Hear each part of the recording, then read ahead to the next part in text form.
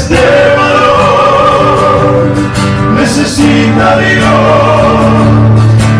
hombres de valor.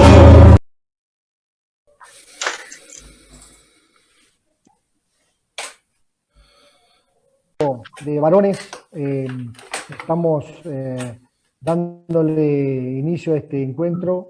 Los días viernes nos encontramos en distintos lugares, formando grupos de vida, algunos grupos los jueves, algunos grupos los sábados, y hoy estamos con esta actividad en conjunto, invitando al pastor Roger.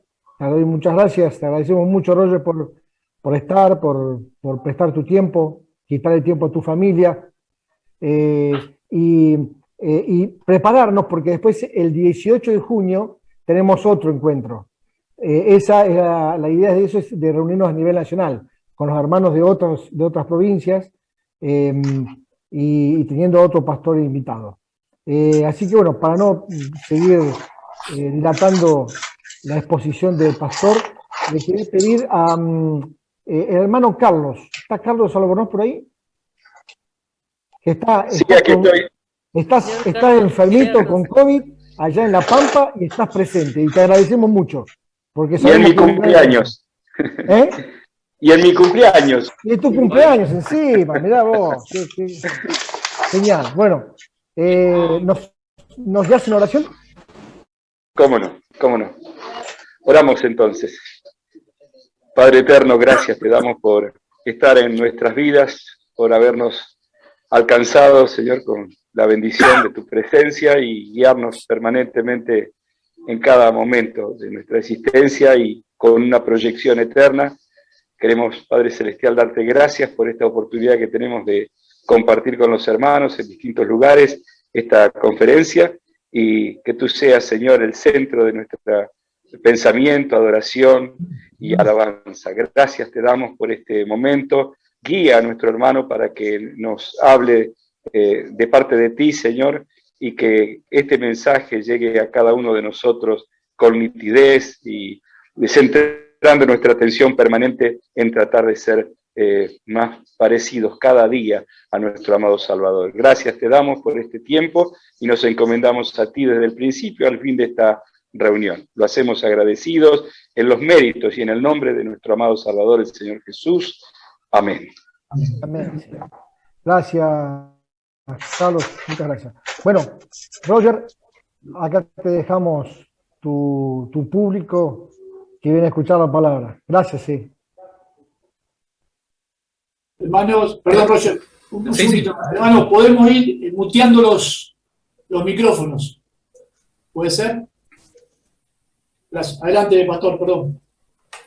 Gracias, muchas gracias, Marcelo, por la invitación. Gracias, Ariel, por coordinar este espacio. Ahí está el pastor Carlos. Bueno, ahí están los duros en toda esta pantalla. Y es un gusto poder compartir hoy con ustedes la palabra del Señor. Fue lindo cuando Marcelo me escribe, cuando lo dijo hace un rato que estaba yo durmiendo a los niños, y me invita a compartir. Carlín me había invitado una vez a un grupo de vida de hombres, y entonces cuando me invita Marcelo, yo dije, es un grupo de vida como ese, y dale, claro que sí. Cuando después me entero que es una reunión especial de hombres, y también Marcelo me dice, me sugiere de manera muy amorosa que comparta con ustedes el Salmo 128, y ha sido de mucha bendición para mí estudiar este salmo. Nunca había predicado, nunca había enseñado este salmo en particular, y el título también de la enseñanza surgió de ustedes, y es apropiado para este salmo, por supuesto. Y este tiempo ha sido especial para reconocer a nuestro Señor, para darme cuenta de cuán bendecidos somos, de cuán bendecidos soy a la luz de esta palabra.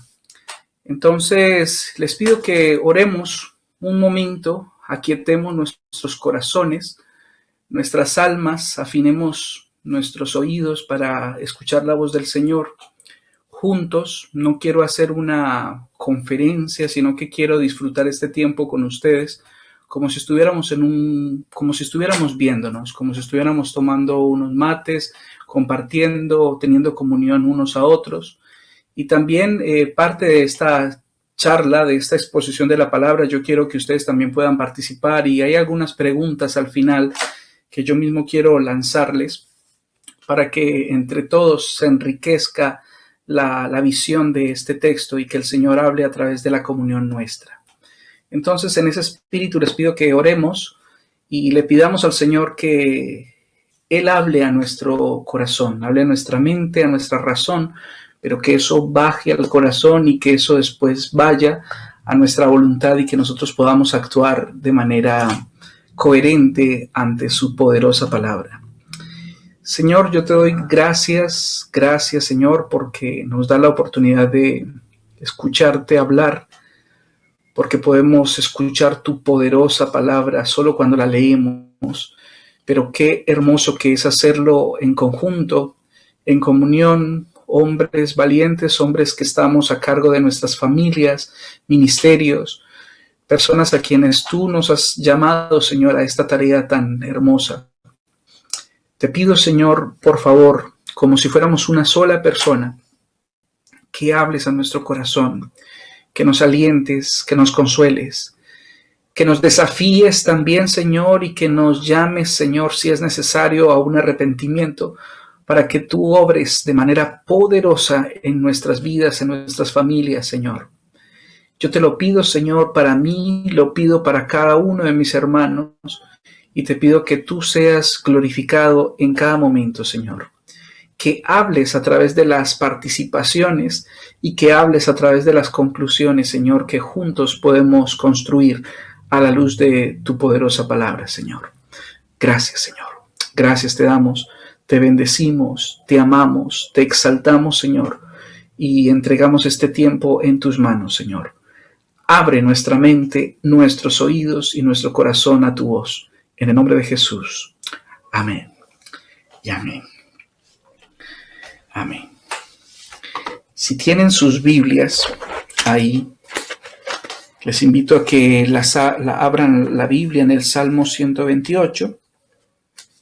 Podamos leer juntos este hermoso salmo. Este salmo hace parte de una colección de salmos que se llamaban los cánticos graduales. Y los cánticos graduales eran unos cánticos especiales que se hacían en el tiempo cuando la gente peregrinaba desde sus pueblos hasta Jerusalén, cuando subían a Jerusalén. Jerusalén está más o menos unos 700 metros de altura sobre el nivel del mar, y por eso se le decía subir a Jerusalén desde cualquier parte de Israel. Pero habían al menos 3 fiestas importantes en las que la gente se movía para ir al templo, que era Pascua, el Pentecostés, la fiesta de los tabernáculos, por ejemplo. Y durante ese peregrinar, durante ese viaje, se acostumbraba a leer y recitar esta colección de salmos que se llaman cánticos graduales. Entonces, si alguna vez en su Biblia usted está leyendo y dice que ahí dice cántico gradual, tenga en cuenta que se trata de eso. Un salmo gradual muy famoso, por ejemplo, es Alzaré mis ojos a los montes. ¿De dónde vendrá mi socorro? Ustedes lo conocen. Y eso no solo habla de lo poético que es mirar los montes, sino que en el transitar de esos peregrinos muchas veces los atracaban, muchas los asaltaban y muchas veces habían grandes peligros en ese transitar. Entonces, por ejemplo, ese salmo decía, ahora viene el viaje, ¿quién nos cuida? Entonces, otra persona en la misma procesión, en las personas que están viajando, responde, el Señor nos guarda, no se duerme el que cuida a Israel. Entonces hago este comentario sobre ese otro salmo, porque eran salmos que se cantaban antifonalmente, eran salmos que eran para ser leídos en comunidad. Entonces alguien leía una parte y después el pueblo respondía. Por eso es que cuando lees ese salmo como alzaré mis ojos a los montes, después otra persona habla en tercera persona y dice, no se ha dormido el que te guarda a ti. Entonces esa es la razón de estos salmos. Y este salmo, el Salmo 128 y el Salmo 127, son salmos que tienen que ver mucho con la familia. Tienen que ver específicamente con la familia. Y vamos a leerlo. No le demos más vueltas y leamos este hermoso que dice así. Leemos en el nombre del Padre, del Hijo y del Espíritu Santo. Bienaventurado todo aquel que teme a Jehová, que anda en sus caminos. Cuando comieres el trabajo de tus manos, bienaventurado serás y te irá bien. Tu mujer será como vid que lleva fruto a los lados de tu casa. Tus hijos como plantas de olivo alrededor de tu mesa. He aquí que así será bendecido el hombre que teme a Jehová. Bendígate Jehová desde Sión, y veas el bien de Jerusalén todos los días de tu vida. Y veas a los hijos de tus hijos. Paz sea sobre Israel. Amén y amén. Cuando uno lee a simple vista este salmo, cuando leemos juntos este salmo, es un salmo corto, es un salmo con un lenguaje muy sencillo. Podemos ver cosas que están claramente específicas y explícitas en este salmo. Una conclusión general de este salmo, cuando lo leemos así, es que el hombre que teme a Dios y anda en sus caminos va a ser un hombre bendecido. El hombre que teme a Dios y anda en sus caminos es un hombre bendecido. Y en ese salmo habla de bendiciones, por ejemplo, bendiciones familiares, bendiciones económicas, etc. Cada vez que nos acerquemos a un texto de la Biblia, en este caso, estamos acercándonos a un salmo, es muy importante tener en cuenta su significado original, tener en cuenta el significado que este salmo en su momento y en su contexto tenía, en tiempo en el que la gente peregrinaba, pero también es importantísimo ver un texto como estos del Antiguo Testamento y más específicamente de un salmo a la luz de todo el consejo de Dios. Es decir, si nosotros no tuviéramos nada más que los salmos y si nunca hubiéramos escuchado nada más del Señor, sino solamente el libro de los salmos, entonces tendríamos que entender este salmo solo a la luz de ese texto. Pero resulta que cuando hoy nosotros tenemos la luz y la revelación que nos ha sido dada a través de los años y a través de todo un proceso de revelación, entonces nosotros estamos obligados a ver este salmo de alguna manera, de dos maneras. Primero, entendiendo lo que significa para un judío que escucha por primera vez este salmo en el momento en el que está siendo cantado. ¿Qué significa para ellos? Pero también, ¿qué significa para nosotros a la luz de Cristo y a la luz de una revelación más completa que tenemos? A la luz de un canon que ya está completo, a la luz de una plenitud de revelación que tenemos. Yo soy muy insistente en recordar que el Señor fue revelando su palabra de manera gradual y que en tiempo de los salmos la gente entendía algo del Señor, había sido revelado el Señor, pero no podrían entenderlo de la manera que lo entendemos hoy. Porque hoy nosotros no solo vemos a los salmos y vemos esto, pero vemos la conexión que hay con Jesucristo y con Pablo y con tantas cosas. Es verdad también que nosotros, por la distancia, por el tiempo que ha pasado, también estamos muy lejos de entender el significado original. Eso es verdad, porque culturalmente también nos es difícil entender algunos términos muy antiguos, pero la luz que nos da el Espíritu Santo y la palabra nos permite a nosotros ver un poquito más profundamente este salmo. Vamos a empezar entonces a hacer una observación del salmo. Vamos a observar algunas palabras. Vamos a observar cosas de él y luego yo voy a hacer algunas preguntas y las vamos a ir desarrollando juntos. ¿Qué les parece? Hola Jorge Estécar, hace tiempo no te veía y ahora te estoy viendo por acá. Bueno, aprovecho para saludarte. Yo conocí a Jorge hace como casi 2 años cuando estuve en Neuquén en el Congreso de OMU y él muy amablemente me recibió en su casa en el tiempo que estábamos en el Congreso y ahí pudimos compartir un poco.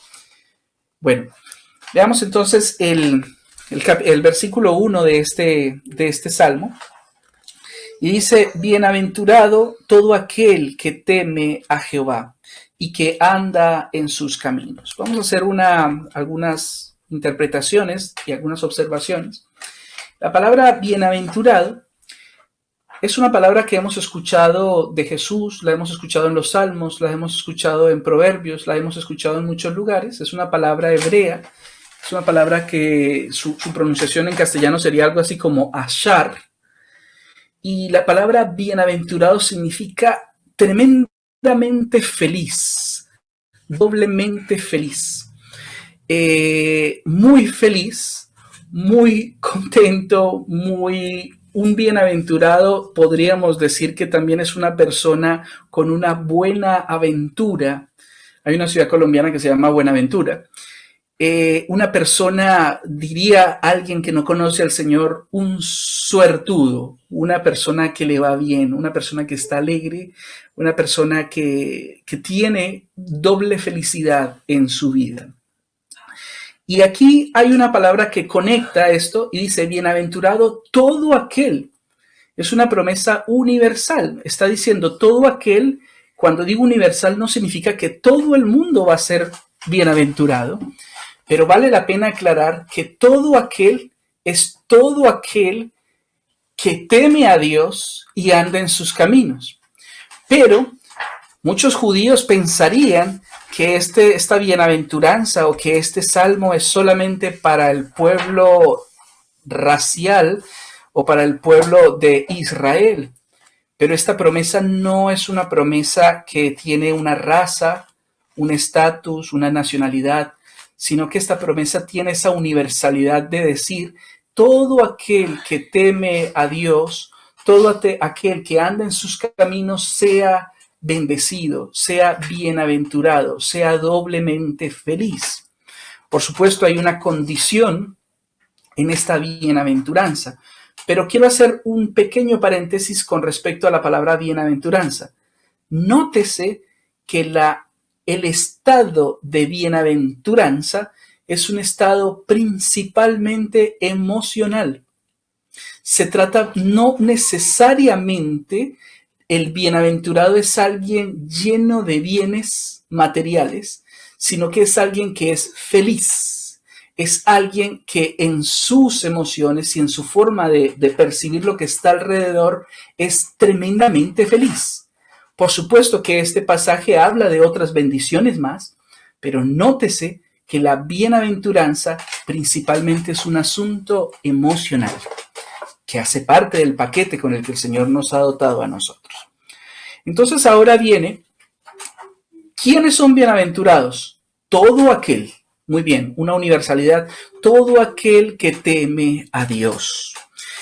Cuando hablamos del temor de Dios, hay una enseñanza clásica que hasta yo creo que recuerdo cuando yo le preguntaba a mi papá qué significa temer a Dios, y está bien como se lo enseñan a uno, pero a uno le tratan de decir, bueno, temer a Dios no es tenerle miedo.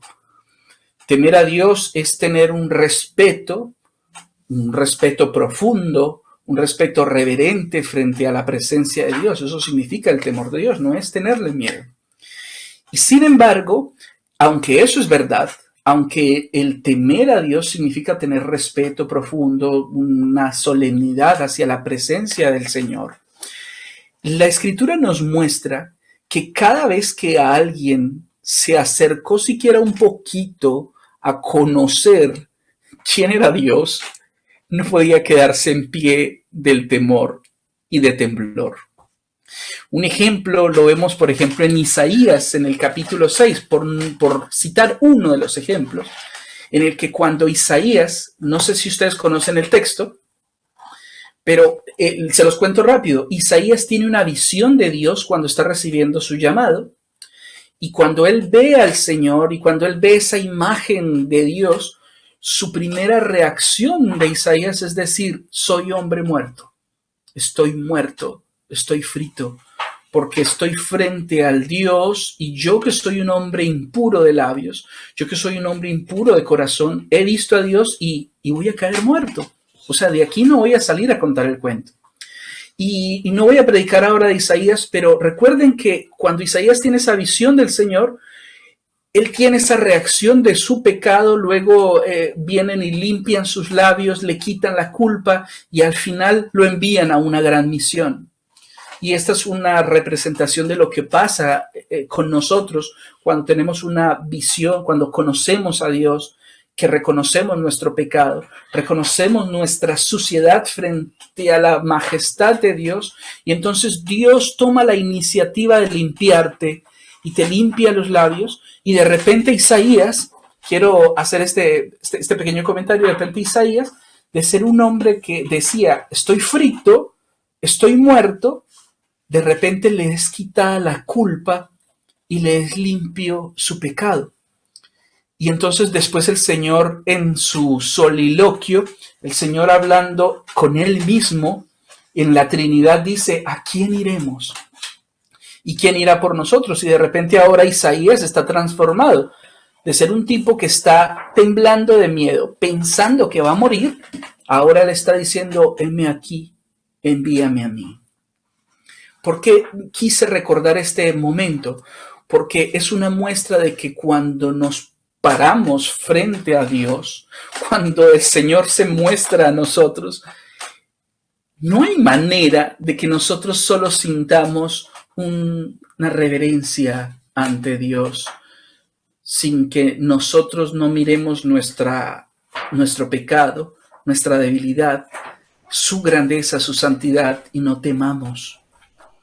Entonces, en este sentido, con mucho amor y con autoridad, digo, el temor de Dios también es tener miedo de Dios en cierto sentido. Porque de hecho cuando el Señor nos salva, muchos dicen el Señor nos salva de nosotros mismos, pero en realidad el Señor nos salva de su ira. Un momento se me fue el zoom. Ahí está, perdón, fui yo que moví el mouse. El Señor nos salva de Él mismo. Nos salva de la ira de Dios por causa de nuestro pecado, pero eso es otro tema. Ahora, yo quiero establecer en esta noche una relación entre la palabra bienaventurado, entre la palabra temor de Dios y la palabra gracia y la palabra don de Dios. Aquí hay una cosa importante y voy a usar un juego lógico para que pensemos un poquito. No hay manera, voy a hacer una proposición, la proposición es que no hay manera de que temas a Dios si no le conoces. Si no llegas a conocer a Dios, no hay ninguna manera de que le temas. Y no estoy hablando solamente del temor físico frente a su presencia, sino todas esas cosas que implica el temor de Dios de las que hablaremos más adelante. Entonces mi primera proposición es esta. ¿Es una proposición verdadera o es falsa? Ya la vamos a ver.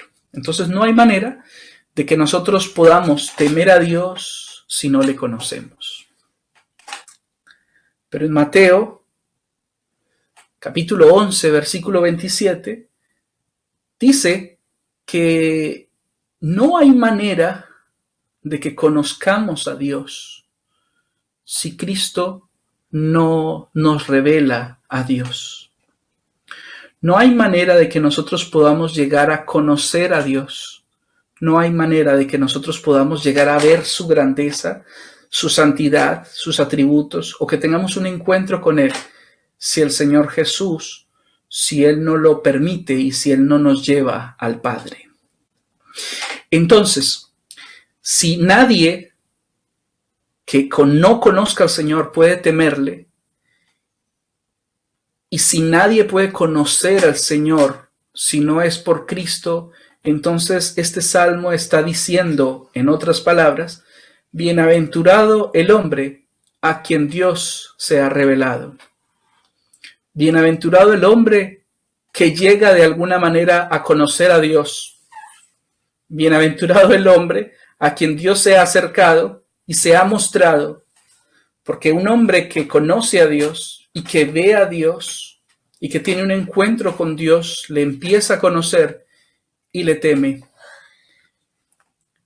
Entonces estoy empezando a hacer una relación entre que el temor de Dios del que habla este salmo a la luz del Nuevo Testamento no se trata solamente de un hombre piadoso, no se trata solamente de un hombre que le teme, sino que a la luz de las Escrituras y a la luz del Nuevo Testamento tenemos que entender que ninguno de nosotros puede ser un hombre temeroso de Dios si no es por la gracia de Dios que se acercó a nosotros a través de Jesucristo y que permitió que nosotros le conociéramos.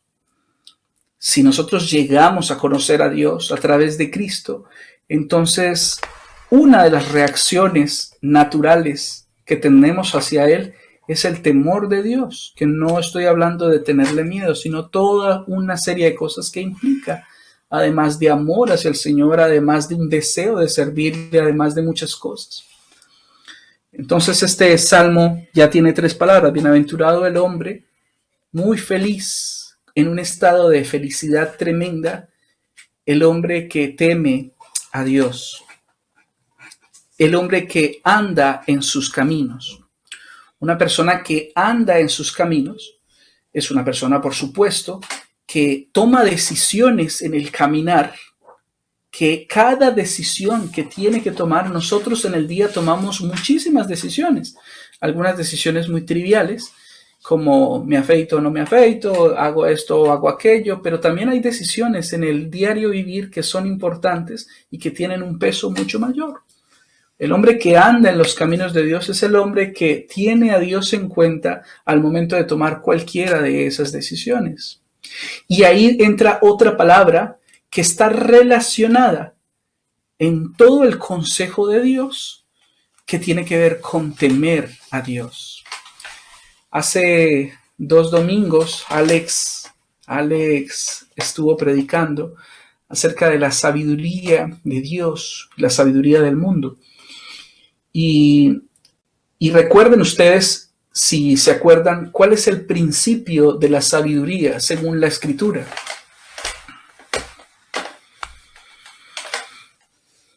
Según la Escritura, ¿cuál es el principio de la sabiduría? ¿Alguien se acuerda? El temor a Jehová. El temor de Jehová.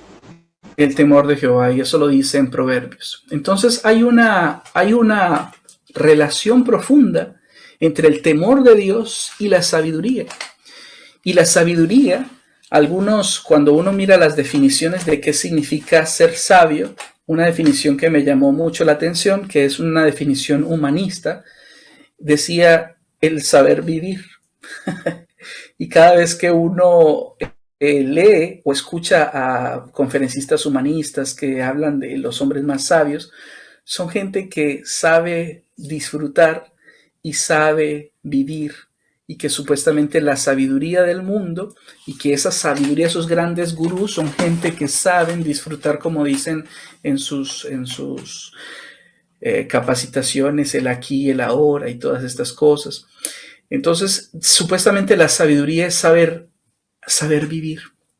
Y aquí la Biblia nos dice que el principio de la sabiduría es el temor de Dios. Y en este salmo, en el primer versículo donde todavía estamos parados, dice que es bienaventurado, muy feliz, la persona que conoce a Dios, que le teme y que sus decisiones son sabias, que sus decisiones están basadas en el temor de Dios y que están relacionadas con lo que tiene que ver con la sabiduría, que anda en sus caminos. Ahora, luego vamos a volver a este versículo. Vamos a mirar el versículo 2, el versículo 3 y el versículo 4. Miren lo que dice el versículo 2, 3 y 4. Dice: cuando comieres el trabajo de tus manos, bienaventurado serás y te irá bien. Tu mujer será como vid que lleva fruto a los lados de tu casa. Tus hijos como plantas de olivo alrededor de tu mesa. He aquí que así será bendecido el hombre que teme a Jehová. Entonces, vamos a echarle una miradita, según este salmo, según lo que nos muestra aquí, en qué consiste esa bendición que recibe el hombre que confía en Dios, el hombre que teme a Dios, el hombre que le conoce, el hombre que anda en sus caminos de sabiduría. Lo primero que nosotros vemos tiene que ver que a la luz de todo el texto bíblico, voy a hacer otro paréntesis, quiero que hagan esa nota mental. Cuando Cristo viene a nosotros, cuando el Señor viene y consuma y completa todo el plan de Dios en nosotros, y si antes teníamos una luz de Dios, con Cristo es como el mediodía y podemos entender todo profundamente. Y Pablo nos dice que Cristo vino, entre otras cosas, a reconciliarnos a nosotros con el Padre. ¿Conocen el texto? Pero no solo a reconciliarnos a nosotros con el Padre, sino a reconciliar también todas las cosas. Es decir, hay cosas que no están reconciliadas con su propósito creacional. Hay cuestiones que por causa del pecado están corruptas y no están en una conciliación con sus propósitos creacionales. Cuando Dios hace al hombre, le da unos propósitos y crea cosas como el trabajo, como la tecnología, como las artes que le da al hombre para que las desarrolle. Pero desafortunadamente todas esas cosas están de alguna manera corruptas y están en oposición en algún sentido con sus propósitos primigenios. Una consulta, disculpa. ¿Eso también puede abarcar como, deformidades o nacimientos mal logrados? ¿Cómo dices? Con nacimientos con deformidades o cosas que le faltan, como que nace sin un brazo, ¿cabe también dentro o ya es rebuscándola un poquito? No, bueno, gracias, Alan, ¿no? Por supuesto que todas estas cosas que nosotros vemos, como la enfermedad, hay textos que nos hablan a nosotros de esto, son cosas que son consecuencias precisamente de la entrada del pecado dentro de la humanidad. Y cuando el pecado entra, voy a usar tu ejemplo, Alan, para afirmar lo que venía diciendo hace un momento. Inclusive la genética humana ha sido tocada por el pecado. Inclusive la genética humana, o sea, la genética natural, todas las cosas han sido de alguna manera trastornadas por causa del pecado. Entonces, una cosa que dice el versículo 2, 3 y 4 comienza, por ejemplo, hablando acerca del trabajo. Dice que el versículo 2, cuando comieres el trabajo de tus manos, bienaventurado serás y te irá bien.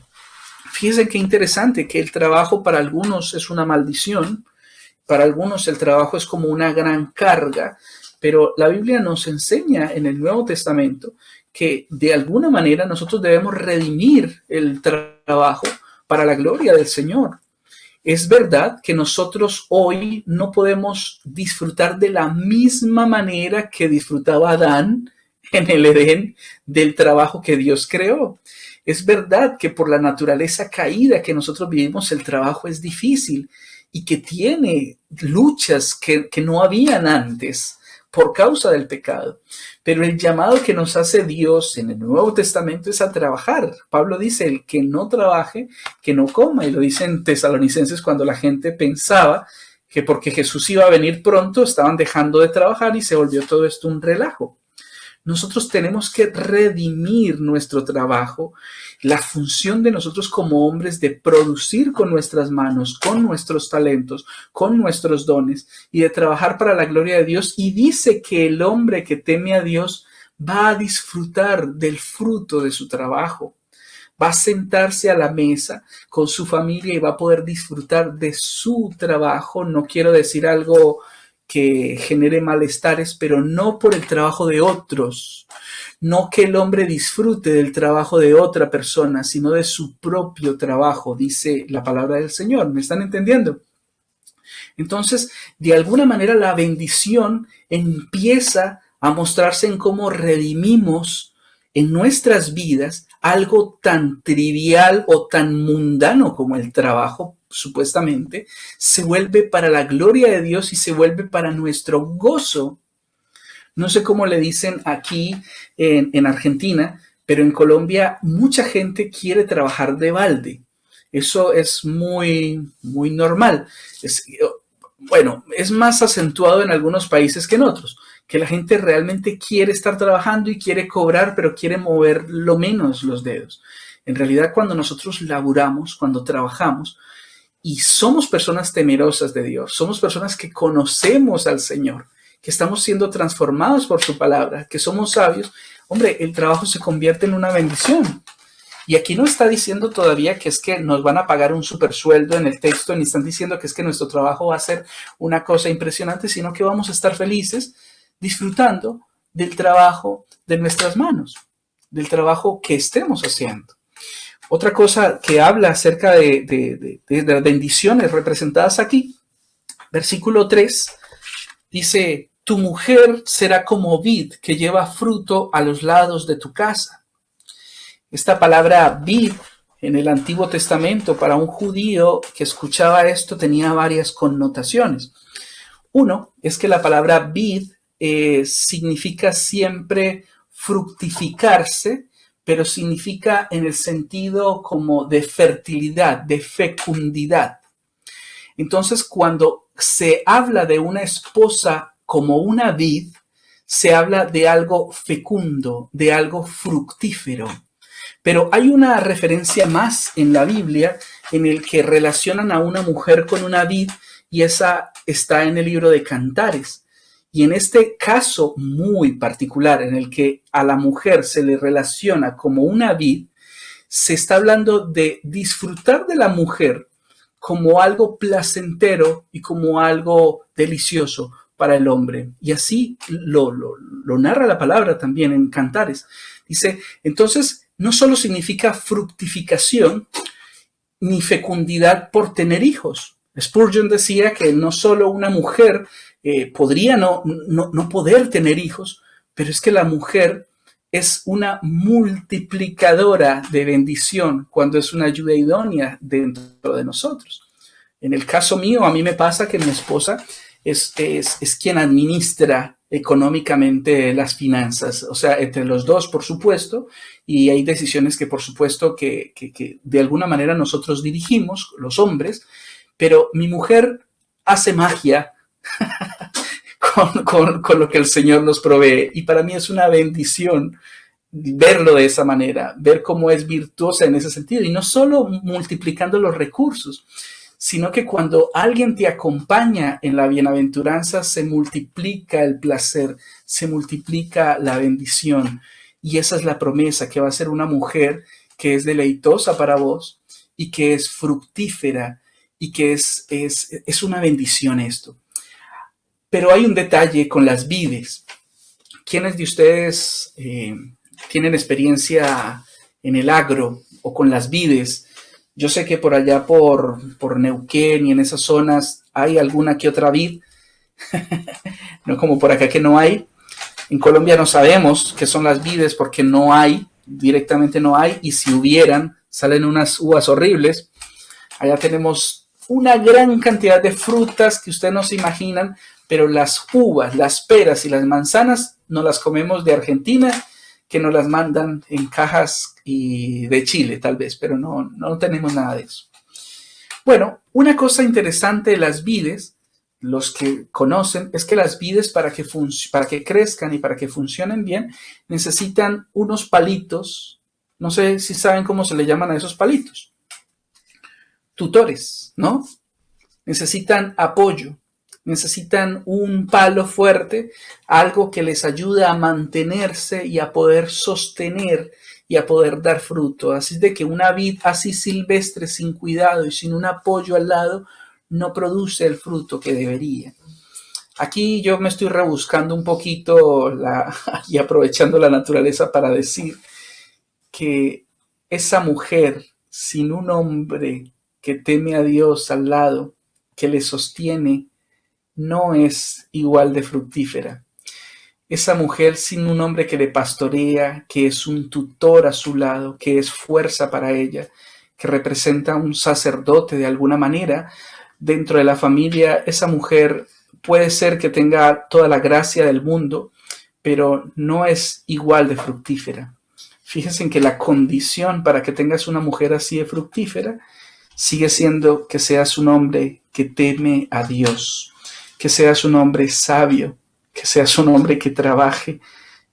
Entonces, entre otras cosas, el Señor promete esta bendición con respecto a la mujer, y ahora vamos a hilar otros hilos con esto. Acerca de los hijos dice que serían como olivos.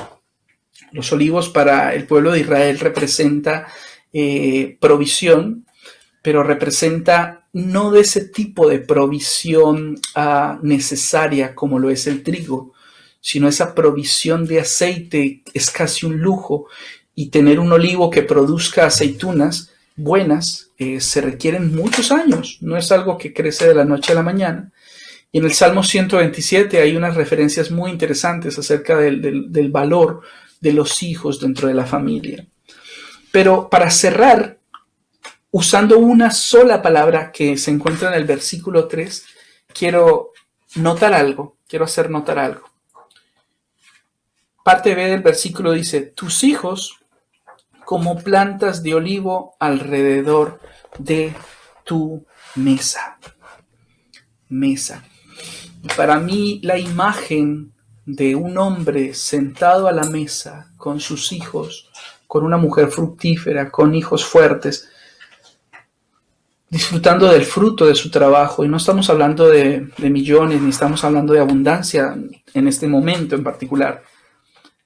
¿Qué más podría pedir un hombre? Yo me he dado cuenta muchas veces de lo feliz que soy, y de lo bendecido que soy con la misericordia del Señor, cuidando a mis hijos, a mi esposa, proveyéndome lo necesario, dándome paz y tranquilidad y poder confiar plenamente en el Señor, aun aunque no haya en algún momento abundancia. El mundo nos ha vendido a nosotros, y le ha vendido al mundo que para uno poder ser feliz, que para uno poder estar en paz consigo mismo, tienes que tener algo más. Y yo me puse a charlar con mi esposa acerca de esas cosas, y una de las primeras palabras que la gente dice cuando uno le pregunta qué es lo que más desea en la vida para ser feliz, y casi que todo el mundo coincide con una palabra en cuanto a lo económico, y es estabilidad. Entonces muchos hombres hemos luchado con mucho esfuerzo y hemos puesto todos nuestros hombros, nuestra inteligencia, nuestros dones, nuestra garra, nuestra valentía para tratar de traer cosas a la casa, para tratar de lograr estabilidad. Entonces el símbolo de la estabilidad para muchos, como en lo económico, tiene que ver con la tierra, porque es como un bien material que es más estable que la comida o que la ropa. Cuando hablamos de un auto, uno sabe que un auto tiene una duración que dura, qué sé yo, 10 años. Eso depende del auto. Pero cuando la gente piensa en comprar una casa, en comprar terreno, es como que ahí están por fin teniendo la sensación de estabilidad. La sensación de que por fin su vida está estable. Y es un error profundo pensar que la estabilidad nuestra depende de un bien material, llámese casa, llámese tierra, llámese lo que sea. Porque es una ilusión, es solamente algo ilusorio. No estoy diciendo que no sea necesario, ojo, ya el Señor Jesús hablará de esas cosas. Pero cuando nosotros ponemos nuestra atención, el Señor está diciendo una esposa, un fruto de tu trabajo, unos hijos, y es un hombre feliz. Pero el mundo te está diciendo, no puedes ser feliz solo con esto. Tienes que ser feliz con otra cosa. Entonces mi esposa me decía, hay otra cosa que que la gente quiere y que es un pecado recurrente.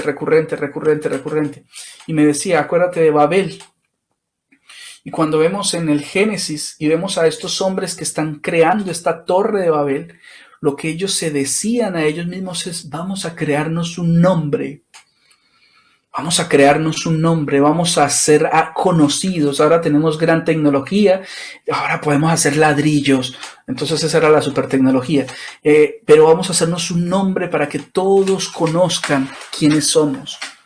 Y esa fue la ofensa mayor. Y el Señor los dividió, porque ellos querían hacerse un nombre a sí mismos. Y muchas veces nosotros como hombres, además de querer buscar una estabilidad económica, además de esforzar y desgastar toda nuestra vida por lograr esa estabilidad, queremos hacernos un nombre. ¿Me entienden a lo que estoy diciendo? O sea, tal vez la mayoría de ustedes digan, no, yo no, pero de alguna manera el mundo nos está presionando para que seamos alguien, para que alguien cuando hable de nosotros nos reconozca por alguna razón, porque sos muy valiente, o porque sos un tremendo negociante, o porque has sido un hombre berraco que cuidó a la familia, como dicen en Colombia. No. Nuestra identidad, hermanos, está en Cristo.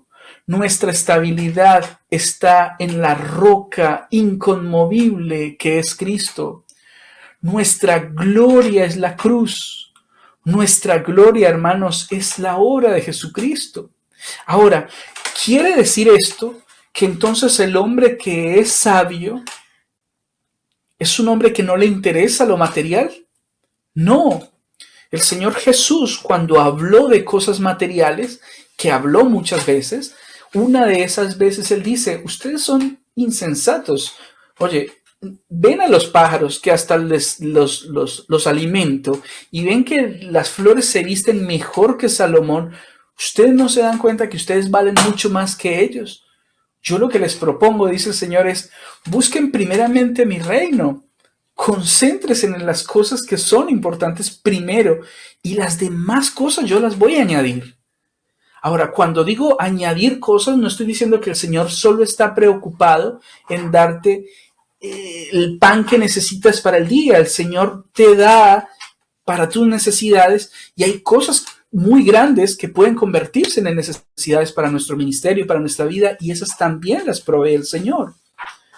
Pero la equivocación es cuando nosotros tratamos insensatamente de tratar de conseguir este bienestar y esta felicidad que el mundo nos dice que necesitamos, cuando la Biblia nos dice que el hombre que teme a Dios es un hombre sensato, es un hombre sabio, es un hombre que entiende que el Señor tiene cuidado de nosotros, que nos va a dar lo que necesitamos, todo lo que necesitamos, herramientas, transporte, vestido, todo lo que necesitemos para su gloria, pero que Él nos llama primeramente a buscarle a Él su reino, su justicia.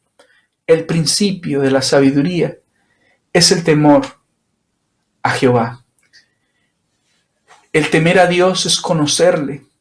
Si vos escuchaste la voz del Señor, entonces le estás conociendo. Pero en la medida que le conozcas más, entonces tienes que temerle y tienes que empezar a tomar decisiones como hombre valeroso, por supuesto, que honren al Señor primeramente, y vas a experimentar estas bendiciones que el Señor dice.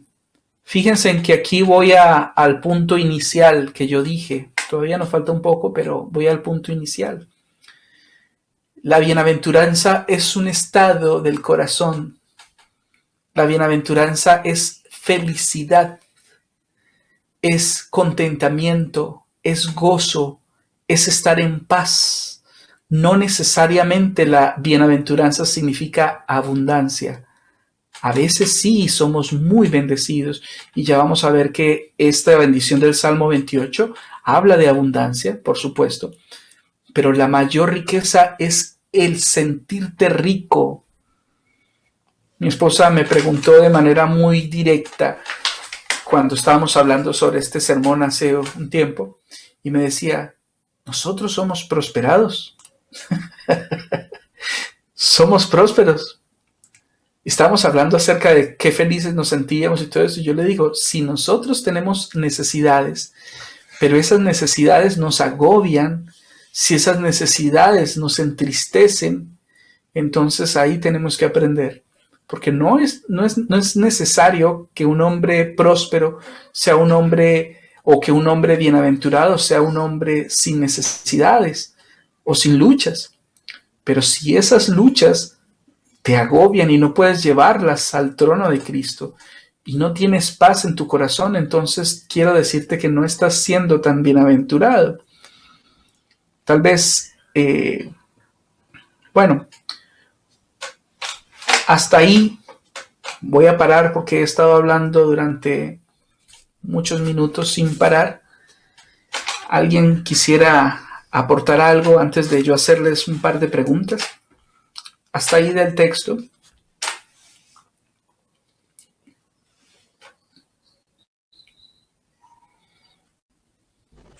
Yo tenía una consulta sobre el asunto este de que justamente Dios es el que da algunas virtudes para acercarnos y tener una relación más estrecha con el Padre y un auténtico temor a Él.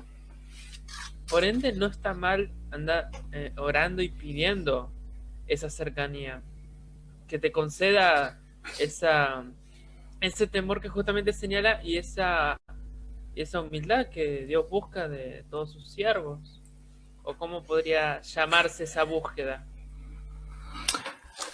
Hay un texto, voy a pensar bien esto, pero eso me hizo recordar un texto que empieza a responder tu pregunta.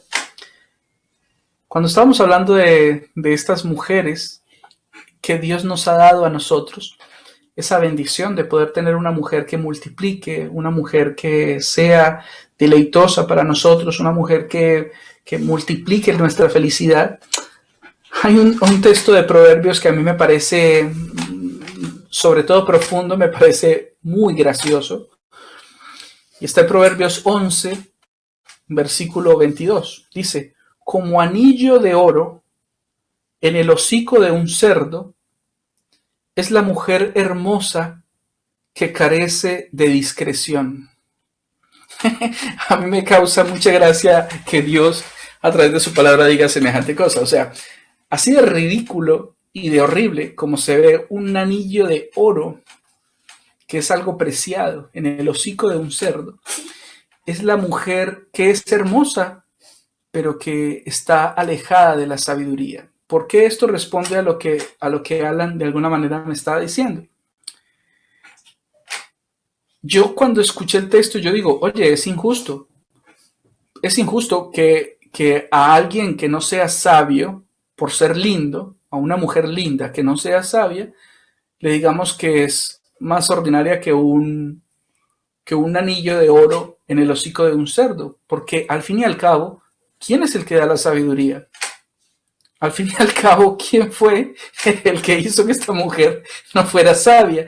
Entonces yo empecé un poco disgustado con ese texto a pensar, pero es que inmediatamente la respuesta vino a mí porque toda la escritura alrededor de ese tema de la sabiduría dice, busca la sabiduría, busca la sabiduría. El Señor nos ha dado a nosotros universalmente la capacidad.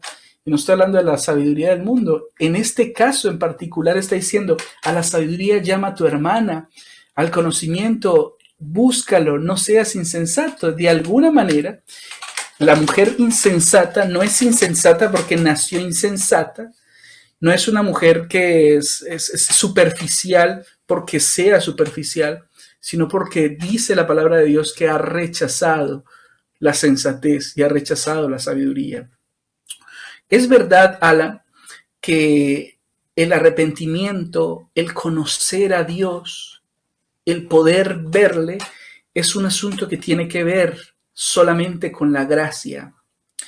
Todos hemos escuchado, por ejemplo, que nuestra salvación es por fe.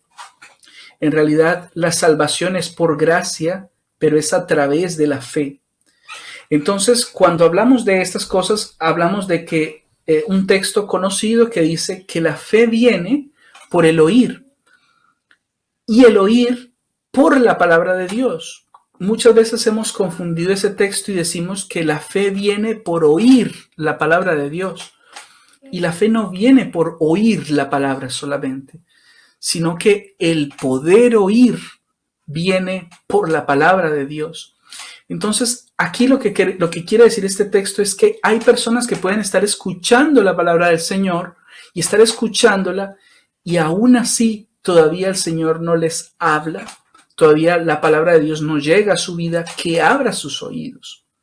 Entonces, es verdad que el poder conocer a Dios, el poder llegar a temerle, es una obra netamente de Dios, porque si no, ¿cómo le darías la gloria a Dios? Sería muy feo llegar un domingo a la iglesia y decir, Señor, gracias por nada, porque al fin y al cabo yo soy el que hago todo. Al fin y al cabo yo soy el que me porto bien, el que estoy haciendo las cosas en orden. Nosotros tenemos que reconocer que lo que nosotros hacemos, nuestro temor a Él, ha sido gracias a que Él se ha acercado y se ha manifestado a nosotros, y que nosotros le conocemos, y que nosotros empezamos a entender su carácter, y que empezamos a reaccionar en adoración de una manera... Sí, Él dio el primer paso. Él dio el primer paso. Por supuesto, Nosotros porque estábamos tenemos que muertos. dar el segundo, por así decirlo. Sí, así es.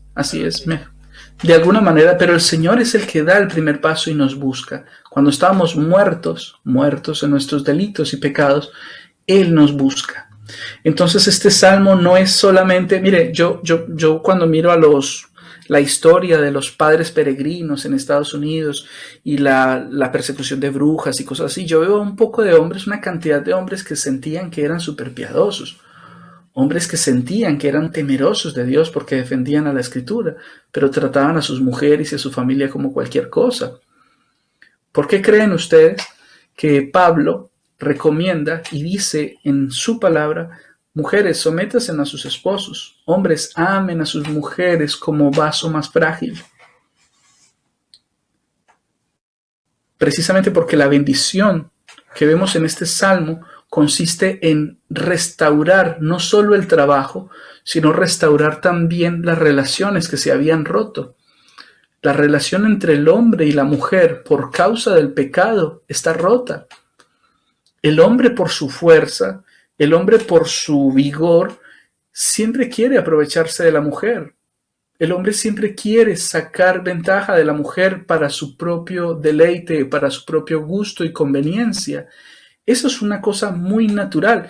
Y la mujer dice, dentro de la misma maldición que cae sobre el pecado, la mujer es rebelde y la mujer quiere enseñorearse del hombre. Pero en el Evangelio nosotros, el Señor nos llama a revertir esas cosas. Si bien a muchos les gusta leer el texto en el que Pablo es duro y dice a la mujer tienes que someterte a tu marido como Cristo es la cabeza, la vara que nos da Pablo a nosotros como hombres, diciéndonos que tenemos que amar a nuestras mujeres como Cristo ama a la iglesia, eso es una vara increíblemente grande, casi imposible. Porque Él nos está diciendo, ustedes, o sea, rompan con esa naturaleza. Y esa es la bendición. Cuando un hombre teme a Dios, cuando un hombre le conoce, esas cosas son revertidas, es cambiado en nuestras familias. ¿Sí? Pregunto, ¿puede un hombre justo pasar necesidad? ¿Puede un hombre justo pasar dificultades que no pareciera que está experimentando el Salmo 128 en su vida? Sí, sí puede. ¿Podría un hombre impío, un hombre que no conoce a Dios, un hombre que no quiere saber nada de Dios, ser prosperado? Sí, sí puede. ¿En qué sentido creen ustedes que un hombre que no conoce a Dios y no le interesa saber de Dios se siente próspero? Hermanos, quien quiera participar, abra el micrófono y participe. Cuando cree que sabe todo. Bueno, yo creo que hay personas que si me escuchan decir lo que yo estuve diciendo acerca del Salmo, podría decir, hombre, yo no creo en Dios, yo no, pero todas esas cosas yo creo que las tengo.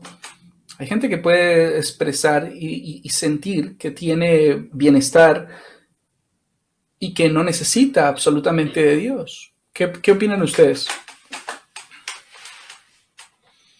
Yo tengo una pregunta.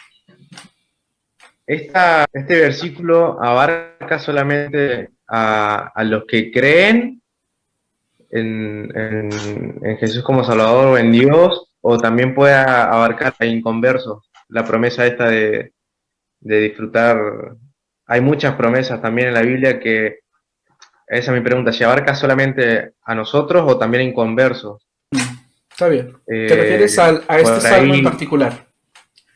A este salmo 120. A este hay un montón de otras promesas que ponerle, si una persona está bien, no cree en Dios, pero se comporta de esta manera, si también influye.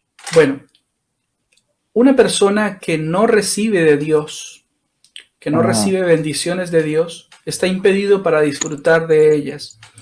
Muchas personas pueden llegar a tener y a juntar todo lo que quieran, pero están impedidos de alguna manera de poder tener paz y de disfrutar de las cosas, porque cuando Dios da y cuando Dios bendice, Él da junto con la bendición la capacidad de que nosotros podamos disfrutarlas, así sea muy poco.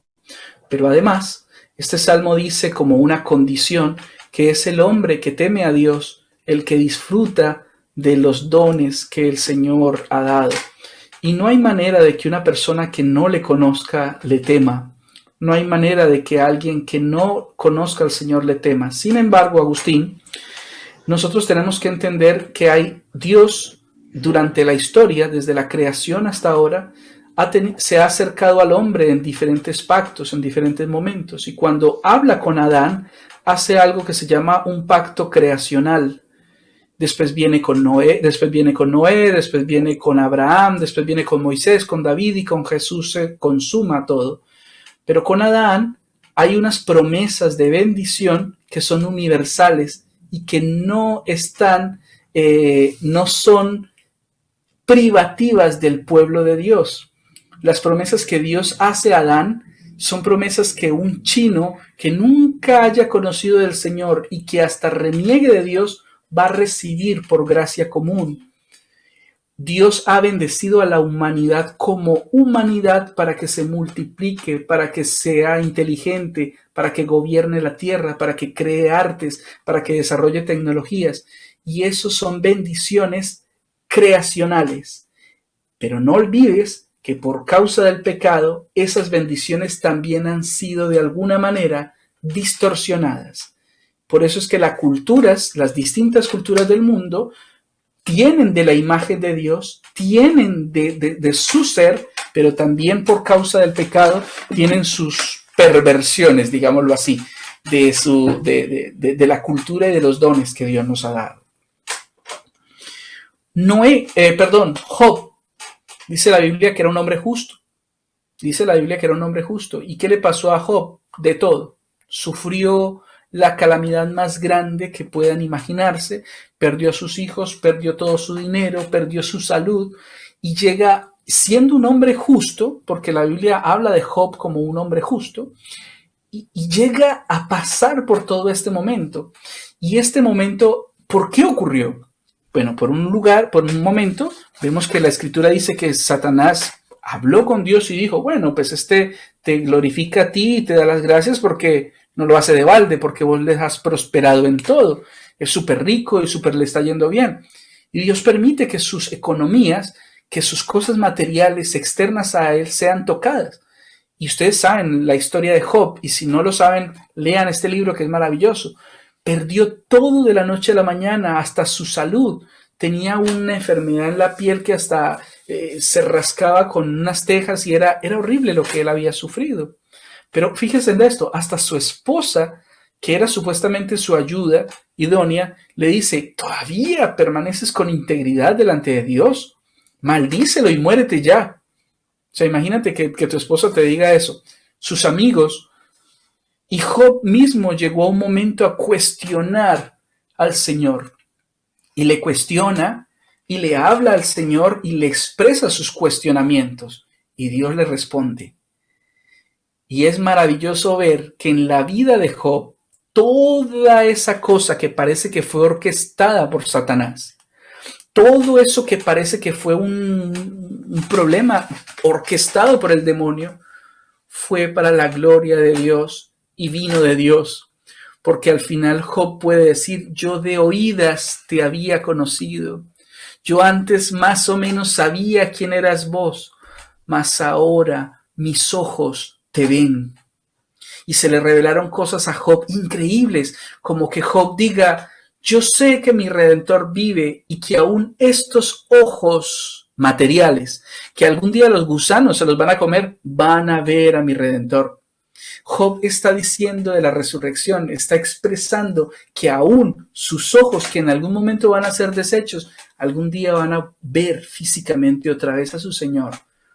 Es maravilloso lo que aprendes en medio del sufrimiento y en medio del trato. O sea que un hombre justo puede llegar a sufrir todo lo que sufrió Job, se lo aseguro. Ahora, ¿por qué pasa eso?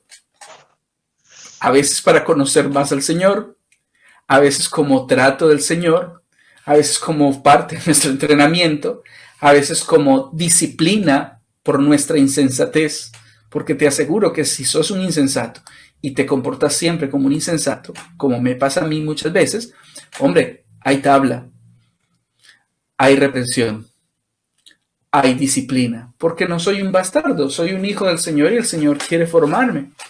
Entonces, es verdad que el Señor provee para nosotros una bendición increíble, una paz, un estado de abundancia, pero que también podemos llegar a sufrir como sufrió Job. Y que hay personas que parece que tienen mucho y que tienen estabilidad, pero qué efímera que es la estabilidad en esta tierra, al lado de una eternidad sin Cristo, al lado de miles y miles de años alejado de nuestro Señor. Es un engaño. Sin Dios no puedes ni siquiera tener estas bendiciones del Salmo 128, y si llegas más o menos a tenerlas, no las vas a poder disfrutar. Y si llegas a tener tiempo un poco para disfrutarlas, entonces después te mueres y pasas una eternidad sin Cristo. Es imposible. El hombre bendecido es el hombre que es sabio, el hombre que le conoce, el hombre que le teme. Amén. ¿Qué pide el Señor con esta información que nos ha dado hoy? ¿Qué demanda de nosotros? Muy bien, listo. Acabamos de mirar algo importante de este salmo. ¿Cuál es la demanda? ¿Qué otras implicaciones hay? Veamos algunos detallitos solamente al finalizar el salmo, porque se está pasando mucho el tiempo. Dice versículo 4, he aquí que así será bendecido el que teme a Jehová, el hombre que teme a Jehová. Bendígate Jehová desde Sión, y veas el bien de Jerusalén todos los días de tu vida. Sión es el monte donde está el templo y es el lugar desde donde la presencia de Dios te bendice, pero hay una expresión interesante, y veas el bien de Jerusalén. Esta bendición del hombre de Dios no es una bendición personal solamente para vos y tu familia y tu núcleo familiar. Es una bendición para el pueblo de Dios, es una bendición colectiva, es una bendición que se disfruta en comunidad. Cuando nosotros hablamos de Israel, muchas personas en este momento están preocupadísimas orando por Israel, y yo oro por Israel porque en este momento está en problemas, pero nosotros también somos herederos de las promesas de Dios desde Abraham. Y también oro por los palestinos que están sufriendo, y también oro por todos ellos. Y el Israel en este caso es el pueblo del Señor también. Entonces, nosotros ver esta bendición, no solo en nosotros, sino en la comunidad, en esta que yo estoy viendo aquí frente a mí, ustedes, es de gran bendición. Entonces debe ser una bendición no solo personal, sino corporativa. Debemos de experimentarlo entre nosotros como iglesia. ¿Sí?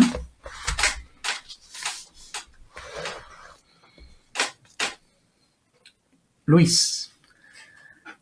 Salomón, al final de su discurso, dijo, el fin de todo el discurso es este, teme a Dios y guarda sus mandamientos.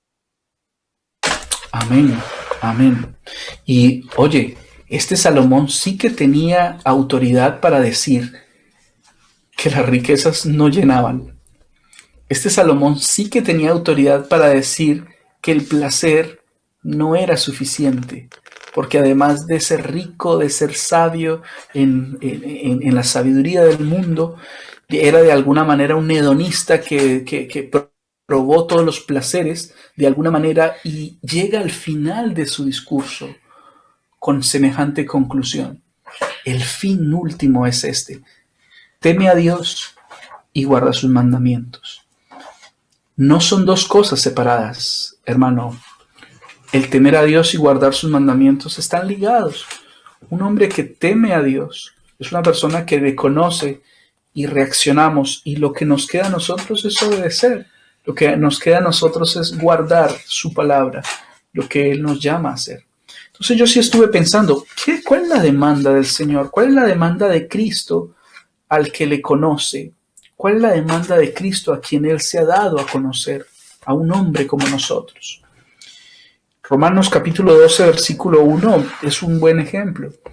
Pablo dice, por todas estas misericordias que han visto, léanse en los primeros 11 capítulos de Romanos y van a ver todo el plan de salvación y todas las misericordias.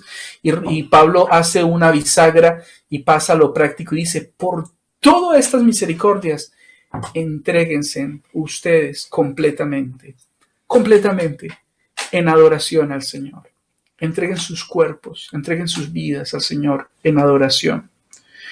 Entonces, cuando yo leo este salmo, me siento bendecido, me siento que soy un hombre que experimento las bendiciones de Dios, pero también veo a un Señor que me está llamando a conocerle más, un Señor que me está llamando a temerle de una manera más profunda, no con ese temor de que el Señor me va a fulminar en cualquier momento, sino sabiendo de que el Señor tiene sus ojos puestos sobre mí siempre con amor. Cuando yo le conozco más al Señor, a través de su palabra, a través de la transformación de nuestro entendimiento, a través de su palabra, como dice Romanos 12, entonces vamos a experimentar, porque dice justamente Romanos 12, para que comprobéis en vuestras vidas cuál sea la voluntad de Dios agradable y perfecta para ustedes. Entonces, ¿somos hombres bendecidos? Claro que sí. Empecemos por el hecho de que el Señor se ha dado a conocer a nosotros. Somos bienaventurados, ya se ha dado a conocer. Lo suficiente, siempre hay que crecer, siempre hay que conocerle más a través de su palabra, tenemos que crecer, tenemos que madurar. ¿Amamos a nuestras esposas como Cristo ama a la iglesia? No, yo no. Es una vara altísima y yo le digo, Señor, ayúdame. No es que tenga problemas con ella, ni que sea difícil amar a mi esposa, de ninguna manera. Pero cuando entiendo la implicancia de eso, yo digo, Señor, ayúdanos con el poder de tu Espíritu Santo a ser sabios, a amar a nuestros hijos, a disfrutar de lo que tenemos, a disfrutar del trabajo que nos da, Señor, del fruto de nuestro trabajo.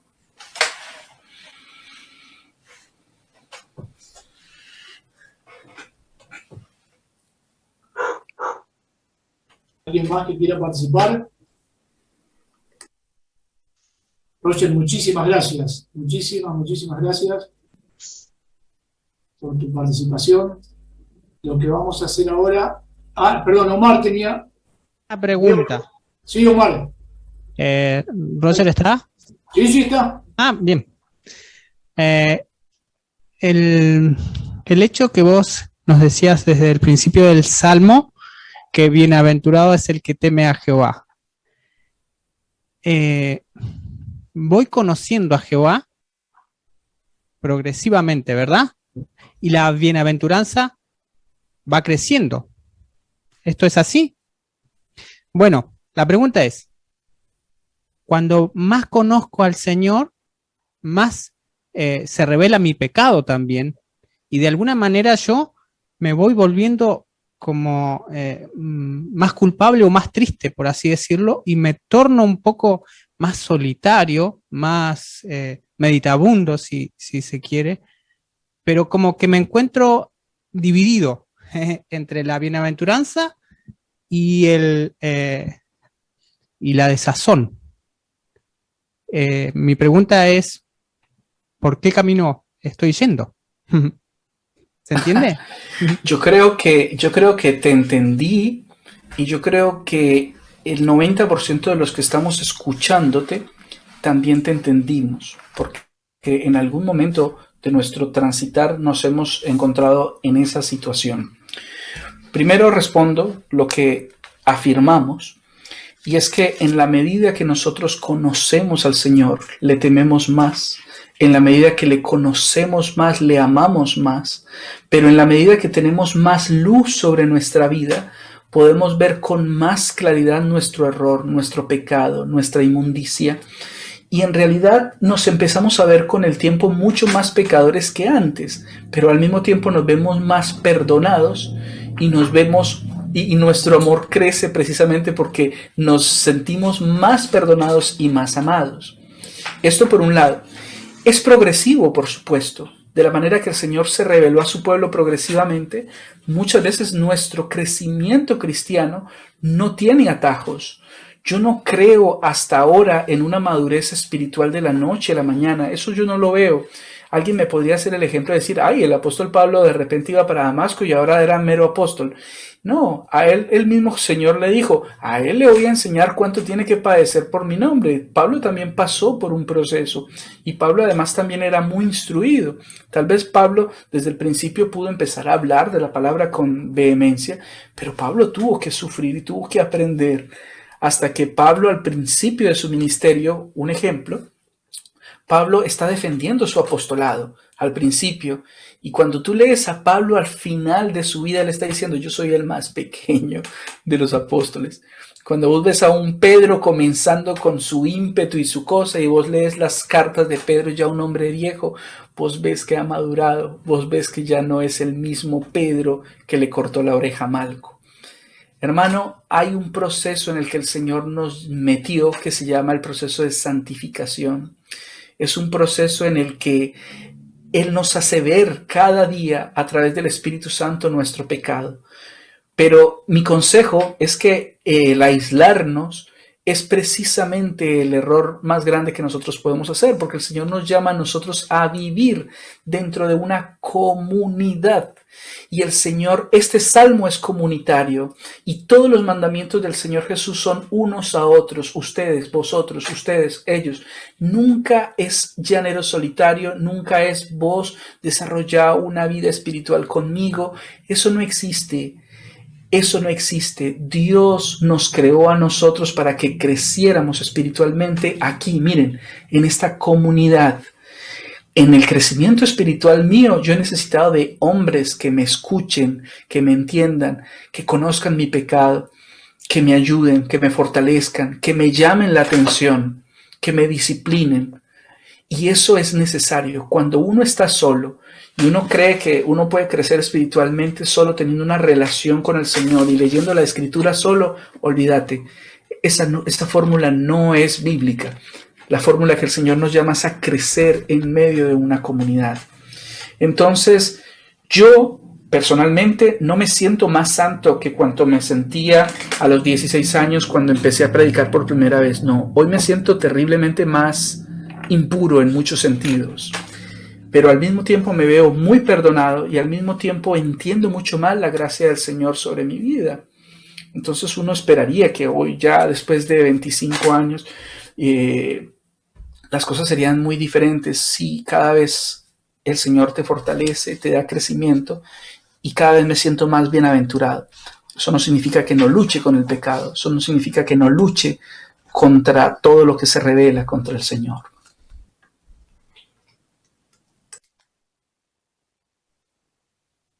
Bien, hermanos, se nos cumplió el tiempo y respetamos el tiempo de ustedes, por eso siempre estamos de 20:30 a 22.